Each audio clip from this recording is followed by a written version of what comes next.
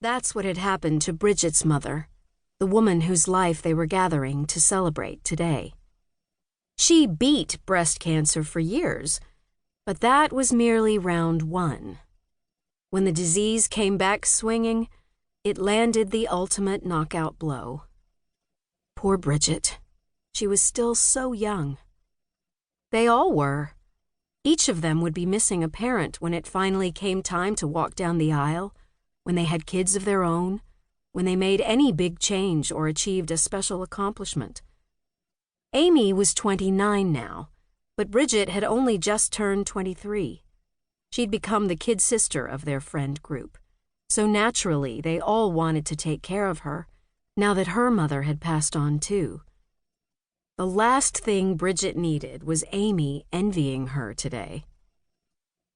At least this should be the last funeral of the season. They were done now.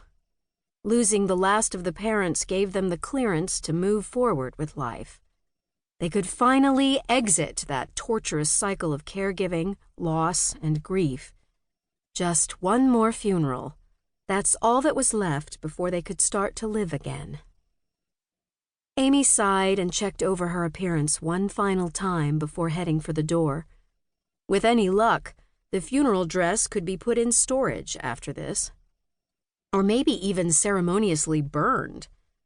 That would be a cathartic activity for their next Sunday get-together, dousing the wretched garments in lighter fluid, then watching as the black fabric turned to ash and floated away on the night breeze.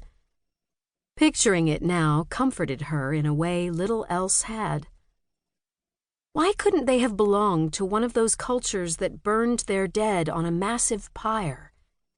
It felt so much more final, so much more freeing, than simply slipping the lifeless body into the ground where the earth could eventually reclaim it.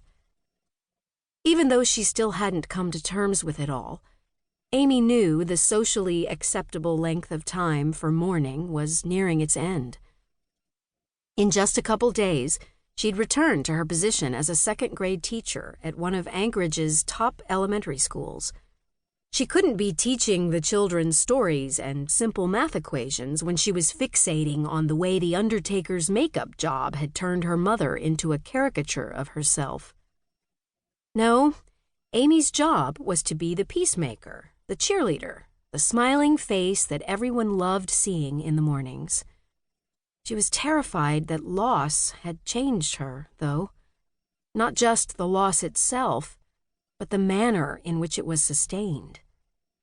Who are we, really, if at any moment our minds could leave us? That was a difficult question for her as a teacher especially.